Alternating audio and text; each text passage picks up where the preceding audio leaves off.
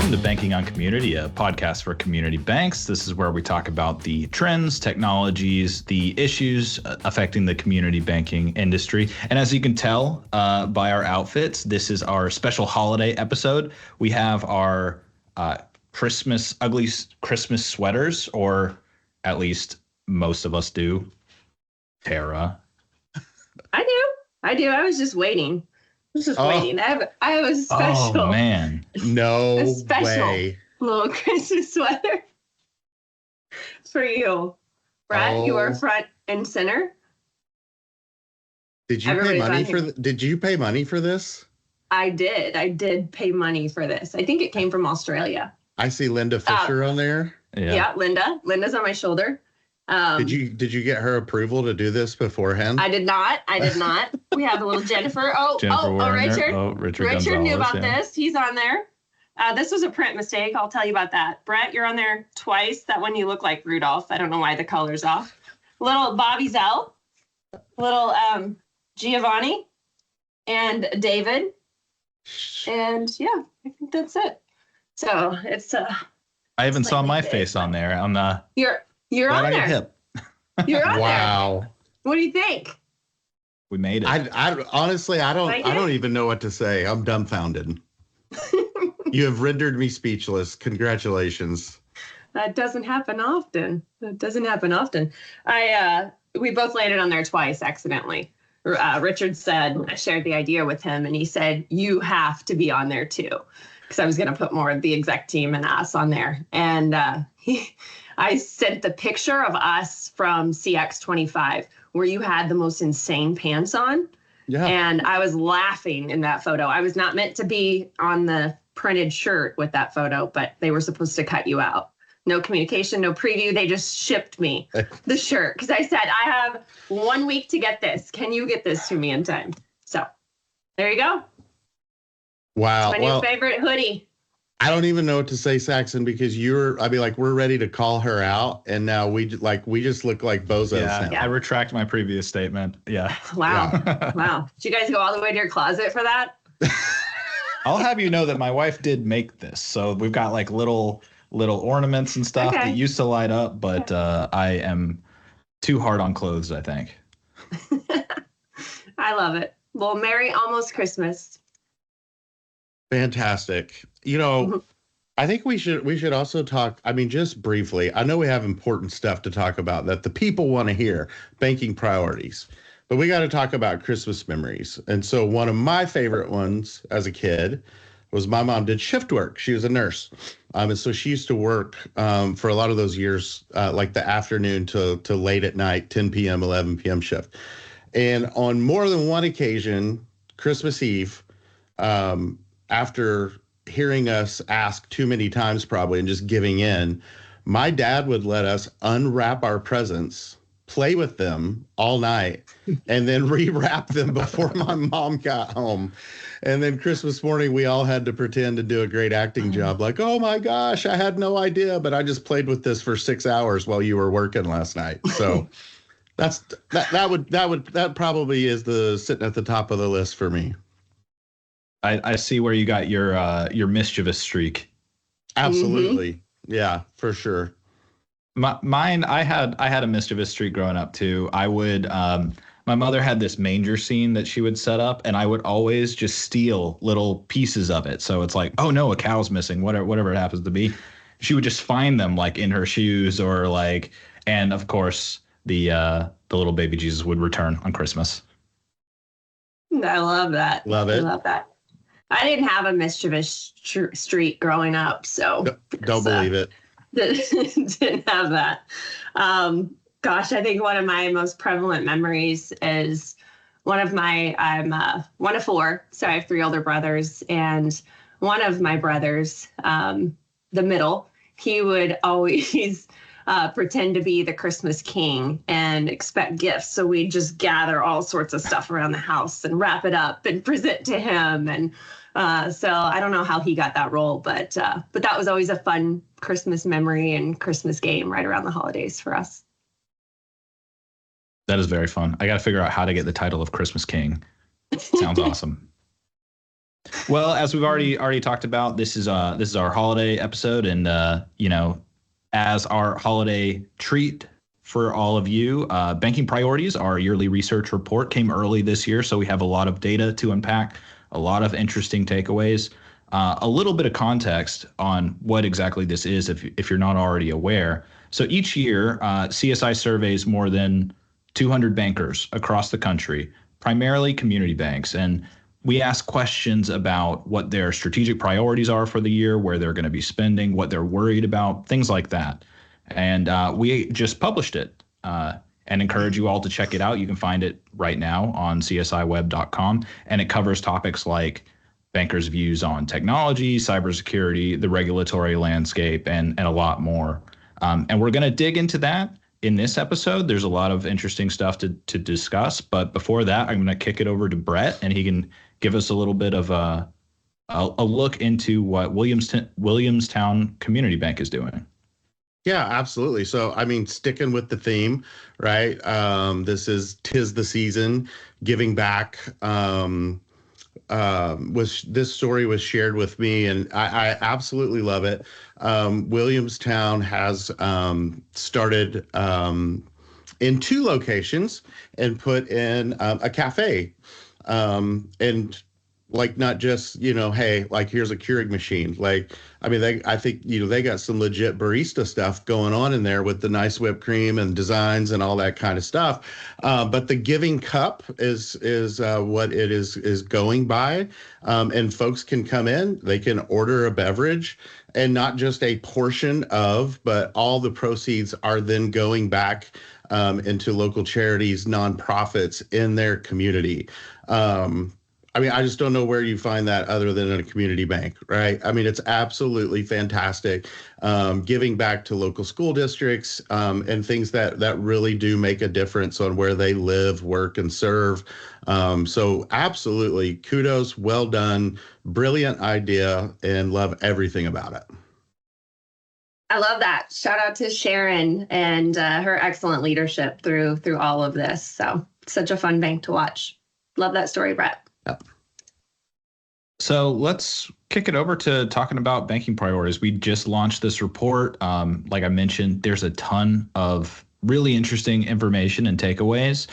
Let's first talk about the top issues that bankers said that is going to affect the industry in 2025. So looking at some of the data here, we have cybersecurity, data privacy, cybersecurity and data privacy, interest rates, and regulatory change as the top 3, with 28%, 19%, and 14% of the responses respectively.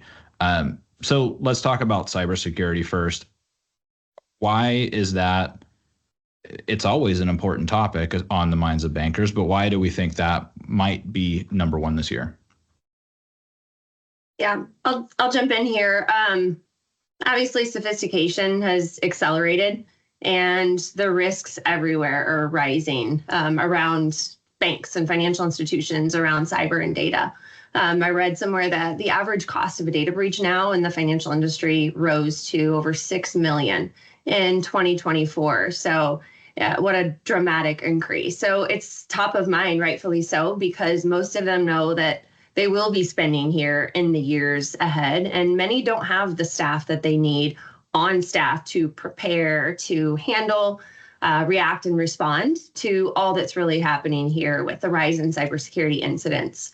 But more so reputation risk and the trust that they've built between the financial institutions and their customers. That's really tough to gain, and it can be quick to lose.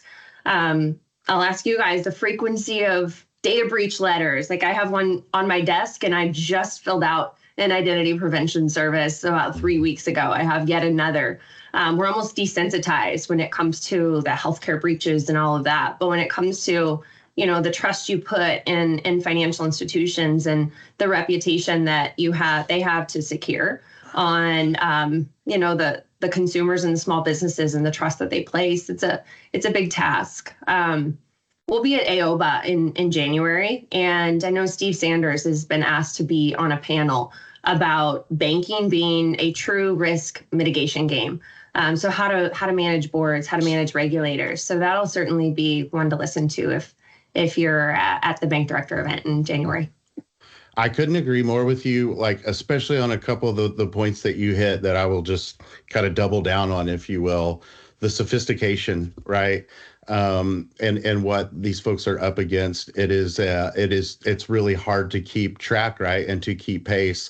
And the reputational risk is everything. And when you talked about, like, you just got a letter, I got one last month, right? And got notified. And the desensitization is desensitized is totally real. But when you really stop and pay attention, is if I were to get one from my bank, it's like, oh, okay, well, this just isn't one card number or a limited situation here, and especially for a community bank that works so hard and puts effort in, day out, to have an excellent customer experience. Their reputation is everything. Are winning on trust and winning on relationships. And for those to be at risk, it does not surprise me that this is so high on the list, and I think it's very warranted and needs to be there.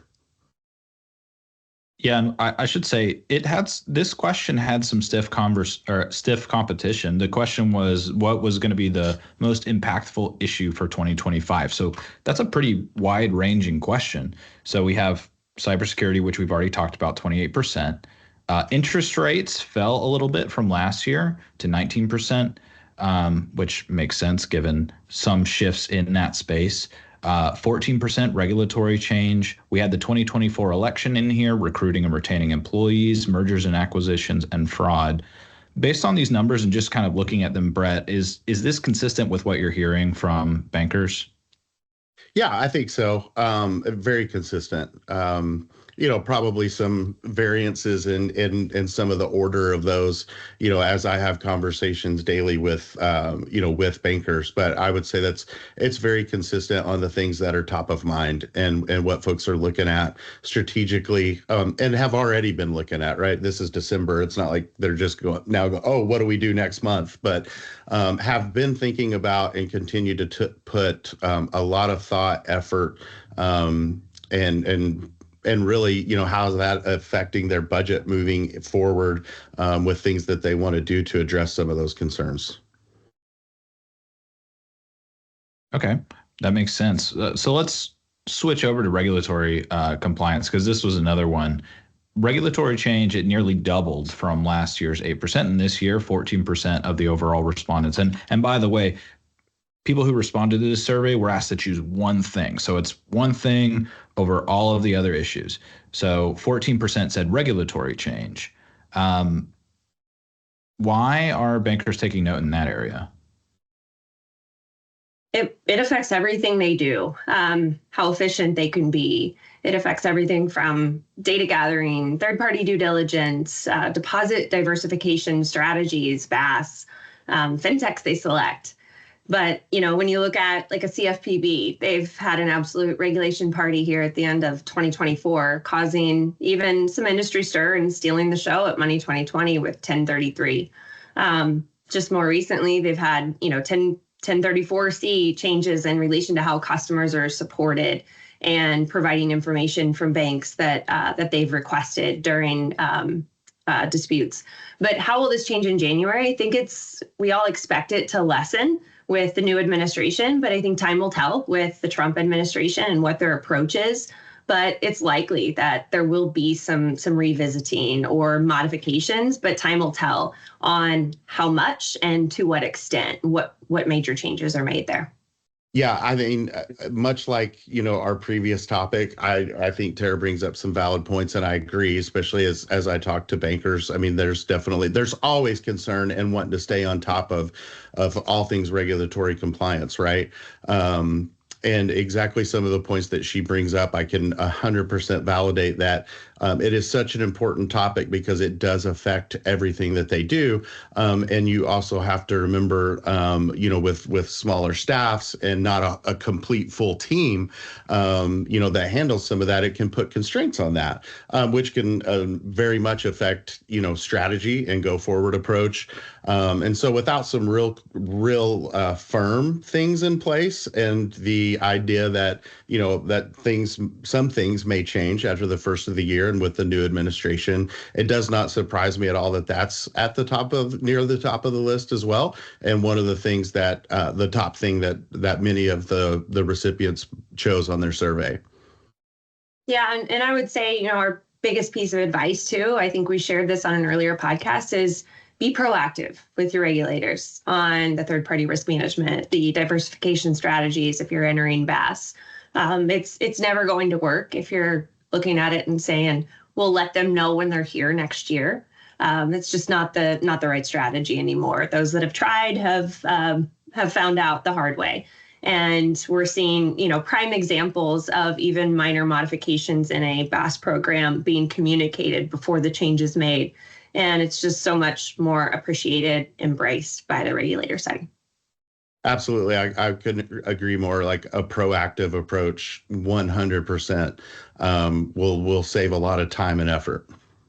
So when we move over to the key technology trends, this probably comes as a surprise to no one, but the top technology trend expected to influence the industry in 2025 was artificial intelligence. And we've talked about that a little bit already, but I want to do a little bit more of a deep dive. 33% said that was going to be the key technology trend to affect the industry. And this report also digs into a couple different ways that banks are planning to use it, are interested in using it.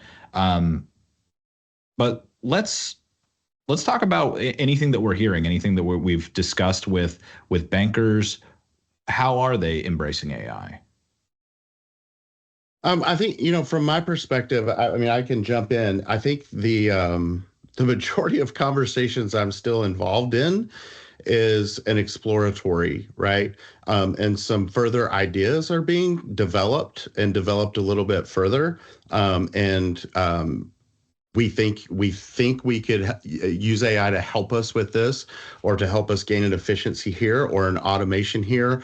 And it's still really in the exploratory phase at this point, from everything that I can gather, like really solidified, like go-to-market strategies, or even internal, and how that can affect their operations on a day-to-day basis, as I would say still an unknown, but definitely a piqued interest, and a lot of folks very much, not on the sidelines, not sitting on the bench, like actively looking at, having discussions, committees, what have you, to figure out what the best approach for them is.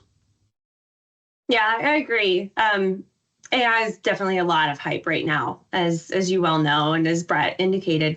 But that doesn't mean there aren't some really solid use cases, solving some really great problems out there, and allowing bankers to work smarter, not harder, with some of what they do. And I was recently chatting with Kate Drew over at CCG Catalyst, and she's got a report coming out early in the year on the hype life cycle of AI, and some really great interviews around AI in the wild. And I connected her with one of our customers in Iowa at Citizens First, Heather Farwell, a relatively small bank, but focusing on the most painful problems to solve for their FI, which is policy creation and procedures around that, and management of those policies.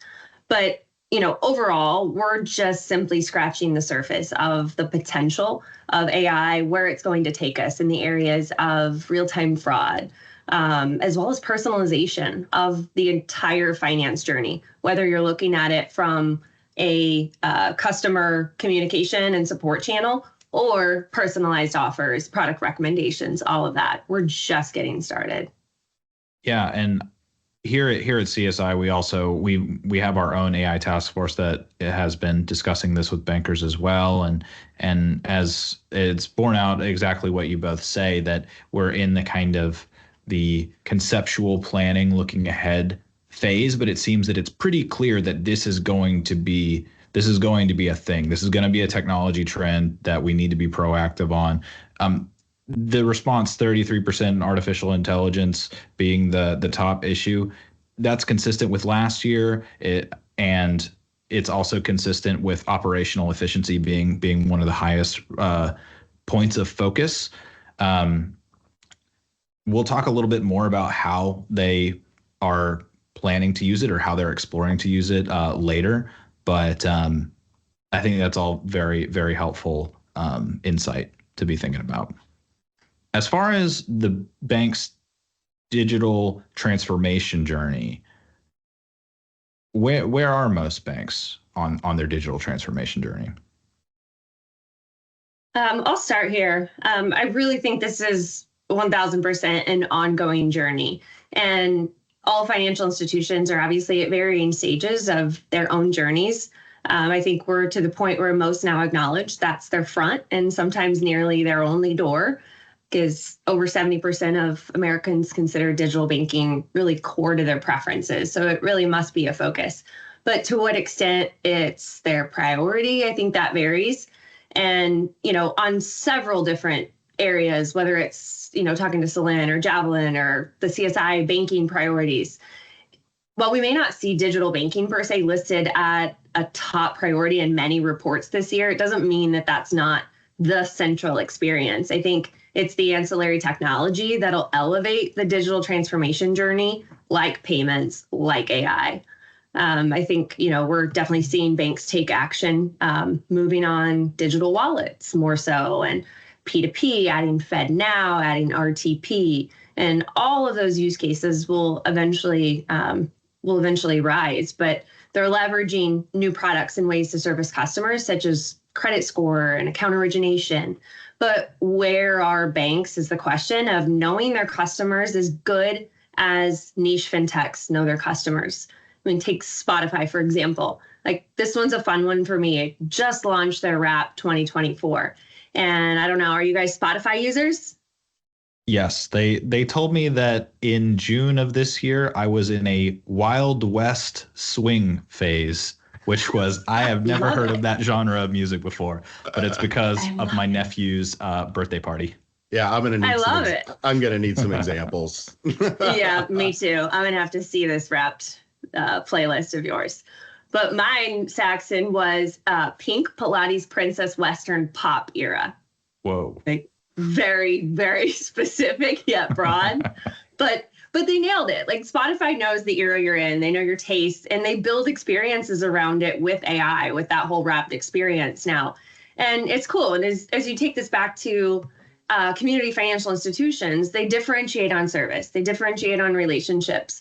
But how are they leveraging the data at their fingertips that the customer naturally has with them to show where they are in life? Like, does my bank know that I abandoned an application online? Does my bank know that I already own a home? Or are they splashing ads that simply don't apply to where I'm at in my life? So I think that entire digital transformation journey sips back to data and technology, of course, but get the data right, know your customers that you're serving and you're adamantly focused on serving, because it's really shifting from, the do-it-yourself journey to help me do it better with the better financial advice, with the better tools like AI, to drive a better advice-driven digital experience.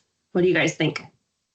Well, my first thought is I also want to know if you got a customized AI generated podcast specific to your Spotify Wrapped. You do. Yeah. Right. Yeah. No, you do. Okay, I'm also gonna need to hear that. I know you're serious. I know this is a thing, like it's trending on TikTok. I'm not a Spotify user. My kids are. However, Apple does something very similar. My problem is that I sleep to sleep sounds every single night. Your favorite song is White Noise. Seriously. So Noise. Every year I just Wow. ignore what it presents me back because it's filled with sleep sound music. It's completely pointless. Anyway, okay, what were we talking about? So my Alexa brings the white noise. I keep that off my Spotify. Yeah. No, mine's not. It's not white noise. To be clear, it is very, very cool, like soothing sounds. Storms. Sometimes I'm listening. Anyway, we don't need to keep going, but it helps me fall asleep really, really fast. Digital transformation journey, I think, will continue to be on a bank by bank basis, and we have to remember too. And our customers know and trust that they know what their customers need, right? And so, each bank's needs and how fast they adapt, digital first technologies and a digital first approach is going to look different based on, what market they're in. Are they more urban or more rural? All of those things. But across the board, I think every single bank continues to look at what are tools that I can utilize and add, into our current strategy that makes sense for where we're at and where we want to go. And that's probably the simplest that I could put that. I completely agree with Tara about data though. And the data that you sit on and using that to make informed, intelligent decisions, and how that can inform your strategy, and how that can make your relationship with your customer even stronger. Well, and that probably segues perfectly to open banking and having all these any technologies make sure that they are speaking to each other. So you really do have a kind of holistic view of the customer, right? And as far as key technology trends, we had banking as a service with 17% of the overall vote, and then APIs and open banking at 11%. So let's talk about that. Let's transition to talking about how banks are exploring open banking as well as BaaS, where they stand. Yeah, I think it's really important to separate the two, because APIs can power so many things, not just banking as a service and not just fintech integrations, but using APIs to power better workflows. That's a key opportunity as well. And I think with operational efficiencies, I think what Saxon that landed in the top 3 of strategic priorities. So take lending and document workflow processes. You're entering data, you're re-entering data, you're taking a document to scan it, you're copying it, you're moving it. Look at all those processes and some of those earlier use cases of APIs for banks that are not in the game yet, to really leverage the technology to more streamline. And, then as you look at banking as a service, more and more are seeing the future opportunity, not just looking at the straight regulatory noise and risk and looking at how they can do that right. But I was looking at some data around BaaS just recently, and the CAGR is 16.2 from 2022 to 2030. So with the rising demand for financial services, I mean, what began as more popular for payments, that's expanding. Your API availability is expanding. Your niche market needs, those are expanding. So whether that's things like construction or healthcare reimbursements or, straight commercial payments for local SMBs, that is a key part of the future of financial services. Yeah, and I love the differentiator between APIs, open banking, and those are not just like BaaS specific, which I think some tend to think. How they become so helpful in a BaaS program or a BaaS strategy is the ability to scale, right? And we've seen that. We've got some customers doing that and being very successful with an API first strategy that we've helped enable that allow them to perform those functions in that strategy at scale very quickly, and then have all the tools that they need around that to support that, whether that be from reporting or from a regulatory perspective and what they provide and the partners that they work with, right? Very important. But it's not as if you have to have a BaaS strategy to leverage APIs. We have a lot of customers that are already have or are looking into leveraging APIs for partners and vendors that they work with that are outside of our ecosystem that they want to bring in a more integrated fashion, and we're doing that on the daily, as well as the partners that we work with on the regular that are leveraging APIs to bring that functionality together into the core for a better user experience. So that only continues to get stronger, and I mean it's not going away anytime soon, right? Yeah, and really, if the market's telling us anything on the importance of all of this and just how valuable this is, from APIs and open banking. See the recent MoneyLion acquisition. It's powered by APIs. It's banking as a service run through a sponsor bank, leveraging AI to serve a very focused consumer market, reaching 18 million consumers, and just sold for $1 billion. $1 billion. Wow. Like this is the future. Yeah. And I think, operational efficiencies is an important one. I don't know any bank that's not looking at that right now, especially, any community bank, because what they're realizing is like, hey, sometimes we have our people who are really, really good relationship builders that are, sometimes getting involved in or bogged down still in some of the day-to-day backroom tasks, right? And it's like, how do we free up that person and bring more automation into our day-to-day so that we can free up our people to do what they're best at, which is serve customers. And so that's only going to increase. And customers are getting really good. I think bankers are getting really good at figuring out what that means to their specific bank. And that's a really important thing to call out, because what we can do to help, or what one community bank figures out that really helps them to automate and gain some efficiency, may look completely different than what somebody else needs or is looking for. So when I see deposit growth, obviously that can be capturing new accounts, but it could also be strengthening existing accounts so that there are more deposits in those individual accounts. Even lower depositing consumers, it seems to me, are important because they bring fee income. When you attain the primary financial institution relationship through a transaction account, you also effectively get the right of first refusal on many other financial products and services.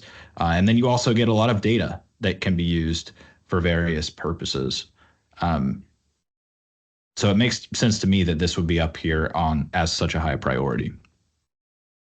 Yeah, I think one other area, Saxon, of focus is roughly 1/3 of accounts at most financial institutions, they're not active. So They have no regular deposits. They have low balances. You've spent all that money as a financial institution to attract, but you forgot to activate and you forgot to retain it. Whoops. I think it's important to basically reacquire those customers that you already have on board. That can be done through targeted offers to incentivize transacting more per month, to move the direct deposit back to your institution, or gain the top of wallet spot on payments and subscriptions. So I think the onboarding and engagement strategy, that's just as important as the origination strategy and the tool and the processes you place at the front end for your customers. One other thing that I wanted to just point out, I just found interesting in these strategic priorities, we have a cluster: opening new branches at 31%, market expansion at 30%, mergers and acquisitions at 30%. So all of those are just different ways that banks are growing. The mergers and acquisitions one, I want to just put a little flag there just for a minute.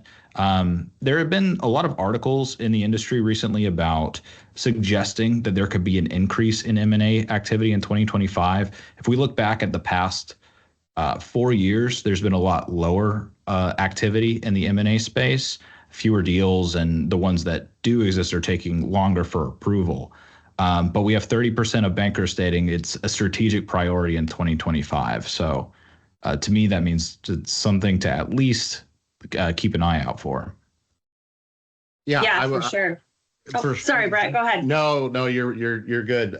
For sure, I agree with you, and I think you will see activity pick up in 2025. Even here in the latter part of 2024, I can confirm, even just receiving inquiries about, hey, what does that look like, or how do you guys approach that? I think executive management teams are having conversations about what that looks like for them. If not the fact that they have already identified a target that they're actively talking to. And obviously that's going to vary by state, right? Because a lot of states are more saturated with community financial institutions, that it may be the right time to consider that. But I definitely see activity starting to pick up around M&A for sure. Yeah, I do think we'll see an increase here in the coming years ahead, particularly probably in the early part of the year, larger deals ready to take buying banks to take them to the next tier. You look at the one that just went through last week, Independent Bank in Massachusetts. They bought Enterprise, so $20 billion, bought a $4.7 billion. I think we'll see a lot of that churn up activity that's been waiting for the right time, right values, right prices, et cetera, happen in the early stage of 2024.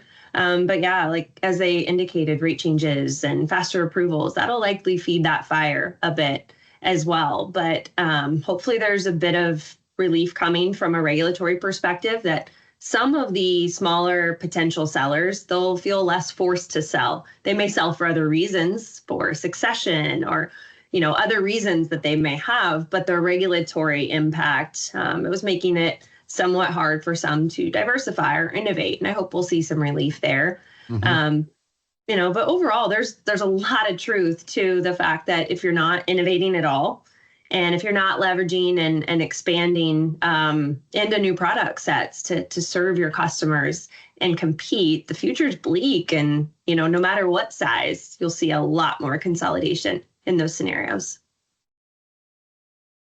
And when we talk about growth in general, obviously all of these different things, at least it seems to me, they're all interrelated ways that banks are, as you say, Tara, competing, growing, finding new markets, making sure they meet their customers. They have a lot on their plate. So last, but unfortunately not least, we need to talk about one thing that's been on bankers' minds for several years now. It's fraud. 17% of bankers chose real-time fraud detection as a top tech trend, and check and card fraud both emerged as a common types of fraud. Tara, what are your takeaways in this area? Yeah, I'm surprised the number wasn't higher, to be honest. It's in every conversation today, and certainly at the top of CSI's priority list to solve that problem for community FIs, and as we play a big part in that.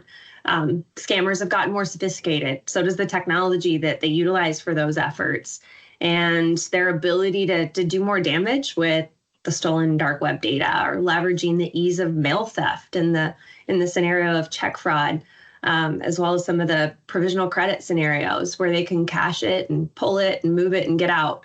But checks, against our wishes, what we said 10 years ago, checks would be gone.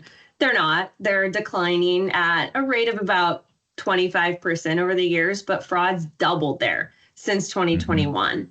So the rise in numbers, it's alarming. But there's a lot happening in that space. And I saw another stat. It indicated 85% of check images that were stolen, they're reposts, indicating that, they're shared and they're advertised across multiple sources. So clearly we're well beyond a people process problem to curb that reality. It's going to come down to the right tech. Ditto. Can I just say ditto? Ditto. Yeah, it's really similar to the cybersecurity subject that we opened up with, right? Fraudsters are getting more and more advanced. AI is not helping that, by the way. It is only allowing that to grow at a more rapid rate. And so, yeah, I'm a little surprised that it's not higher than 17%. But given all that's going on, it is what it is. But yeah, there is definitely, I do not have a conversation in a meeting with a customer at this point in time where that is not discussed, and what their strategy is, what they've currently already employed through tools that have been around and continue to get better, but also what new technologies are coming their way that they can employ and quickly to help address that. Yeah, all I want for Christmas, Brett, is just fraud to go away. That's it. Hey, that makes three of us. Yeah. And any country concert tickets. I'm a size floor seat. Well, on that Christmas wish, we're gonna have to leave it. We're out of time, but there's a lot more to learn and a lot more to dig into in the report itself. And also, if you're a data nerd like me, you can also learn more about the survey methodology, the demographic breakdown, all of that good stuff. Thank you, Tara and Brett, and also thank you all for listening and joining us for this discussion on banking priorities. We'll be following this up in our next episode, so be sure to tune in. In the meantime, you can look at all that data yourself and see the complete report on csiweb.com. You can also subscribe to this podcast wherever you get your podcasts or see us in video on YouTube. And then finally, as a reminder, you can submit questions using the hashtag #BankingOnCommunityPod or send your questions to @CSI Solutions on X or CSI on LinkedIn. So happy holidays, everybody, and thanks for listening. Happy holidays. Happy holidays. Let your kids open their presents early. No.